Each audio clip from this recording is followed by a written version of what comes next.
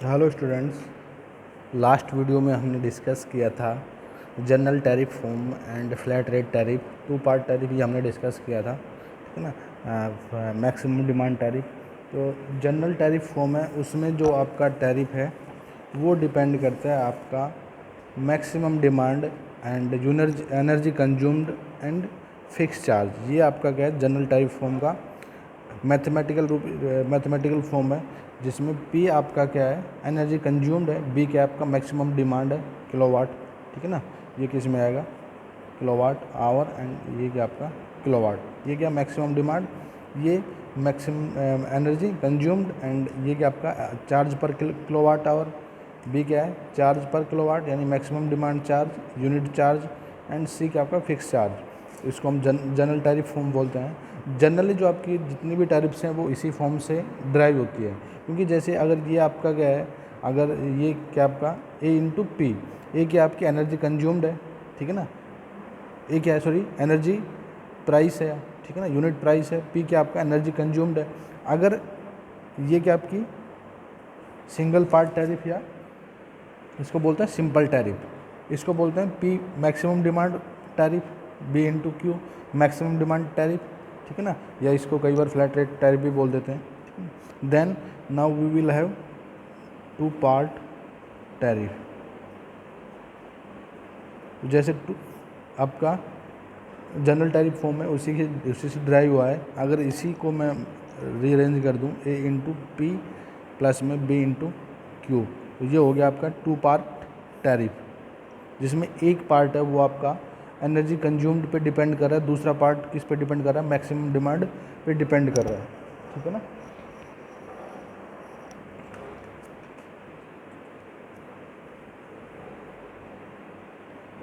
सो तो ये generally industrial area में काम, इंडस्ट्रियल कंज्यूमर के एप्लीकेबल रहता है, क्योंकि उनकी मैक्सिमम डिमांड हाई रहती है, ठीक है ना। इसका एडवांटेज क्या है, ये भी आपका क्या इजीली अंडरस्टैंड कर सकते हैं। जो भी आपकी मैक्सिमम डिमांड है उसी के बेस पे आपका मैक्सिमम डिमांड चार्ज आएगा। देन जितनी आपने एनर्जी यूज की है पर्टिकुलर टाइम फ्रेम के अंदर, उसको मल्टीप्लाई कर दोगे आप यूनिट चार्ज से, तो आपका टोटल आपका क्या आ जाएगा, बिल आ जाएगा उस पर्टिकुलर टाइम के अंदर, ठीक है ना। एंड अगर डिसएडवांटेज देखें इसका, एडवांटेज क्या है इसका, इसको लिख सकते हैं इजी टू अंडरस्टैंड,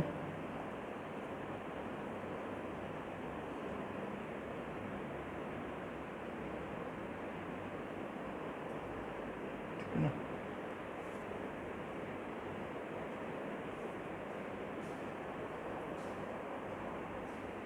इसके अंदर जो फिक्स चार्ज है,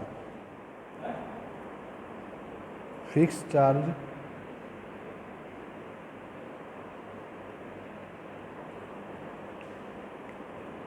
depend upon the maximum demand, maximum demand,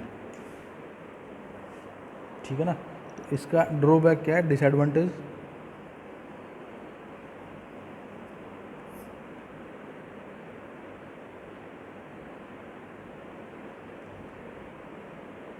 तो इसके अंदर जो मैक्सिमम डिमांड है, ठीक है ना, उसी के बेस पे क्या आता है आपका, ये पार्ट क्या मैक्सिमम डिमांड पे डिपेंड कर रहा है।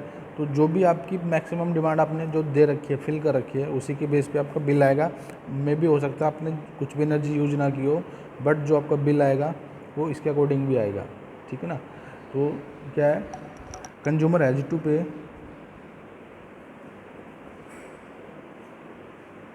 Fix charge irrespective of energy consumed. Whether you are consuming or not consuming, you have to pay fixed charge, which is depend upon maximum demand. तो इसी में हम मैक्सिमम डिमांड में फिक्स चार्ज इंक्लूड कर रहे हैं, तो ये इस डिसएडवांटेज है, ठीक है ना। दूसरा डिसएडवांटेज क्या है,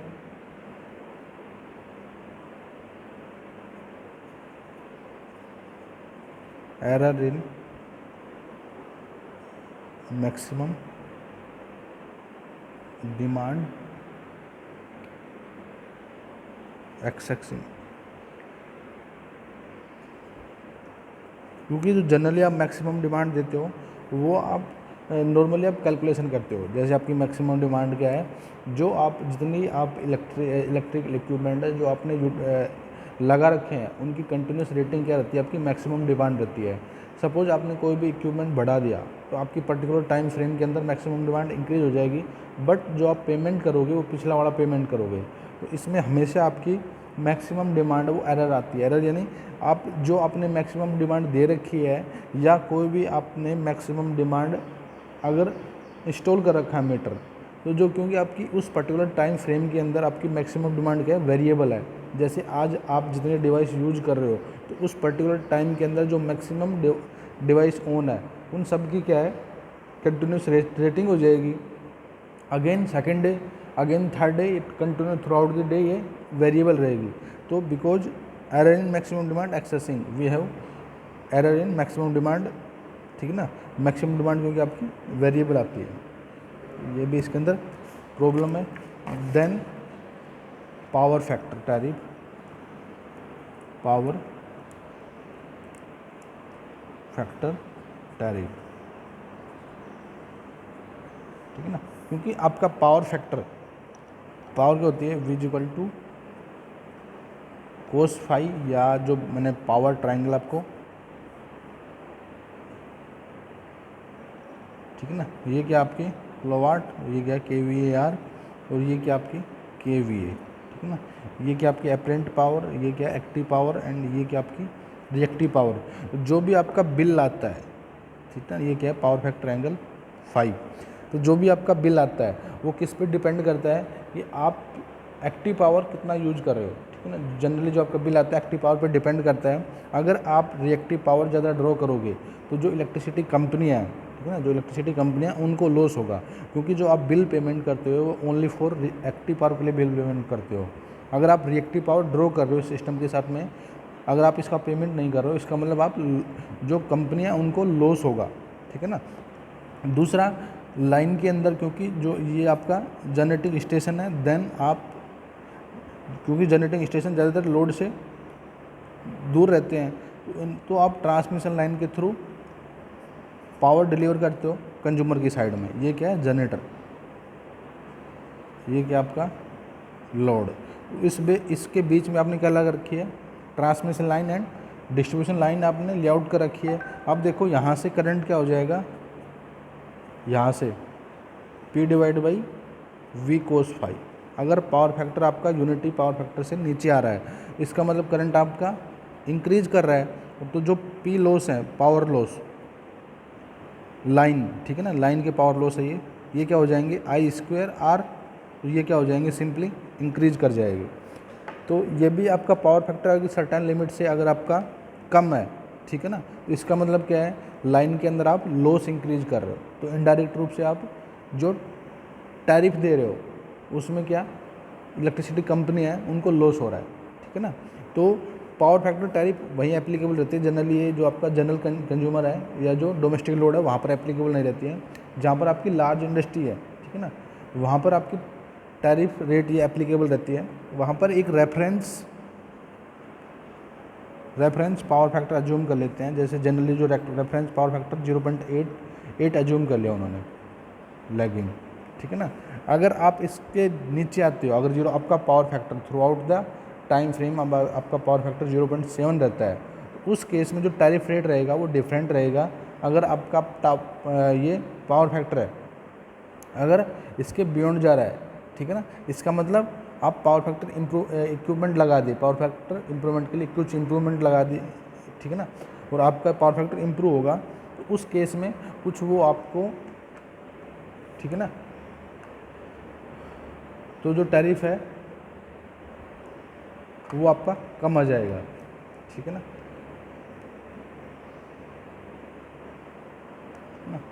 तो अगर आप पावर फैक्टर नीचे आ रहा है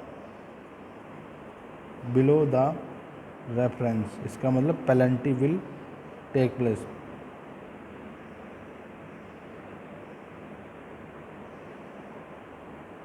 पेनल्टी जो भी उसका बिल आएगा उसमें पेनल्टी लगा दी जाएगी, जिससे जो इलेक्ट्रिकल कंपनी है, जनरेटिंग स्टेशंस हैं, वो अपना प्रॉफिट गेन कर सके। ठीक है ना।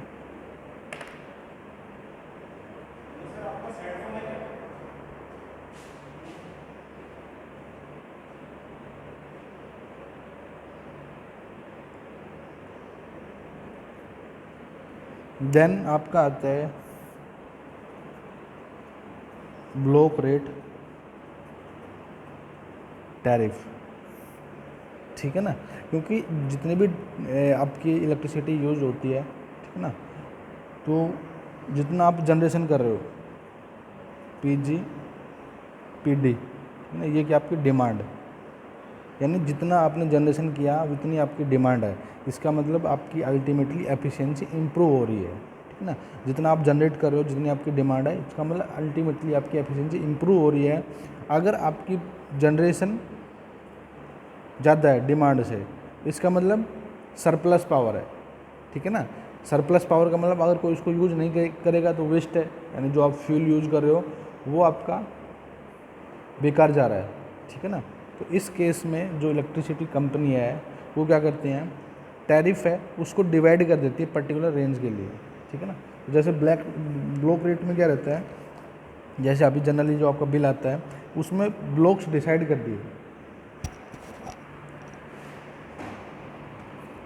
ठीक है ना, ब्लॉक्स यानी जितना आप एनर्जी यूज करोगे उसके उसके अकॉर्डिंग आपका बिल आएगा।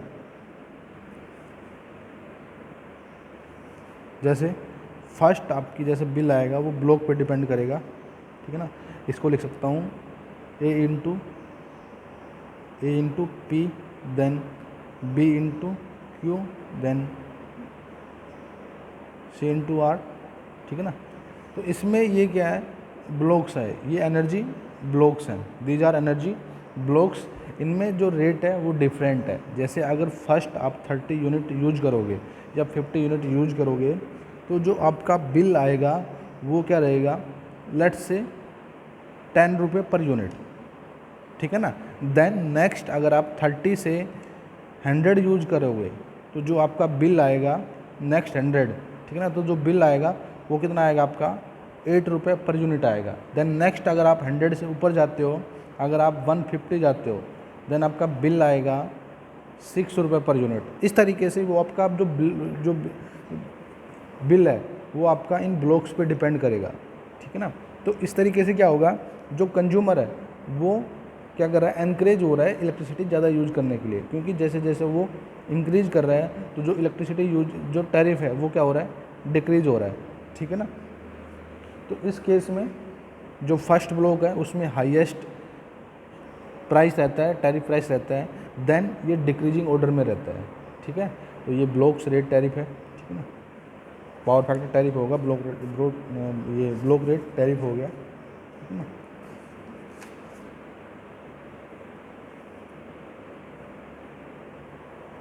ओके।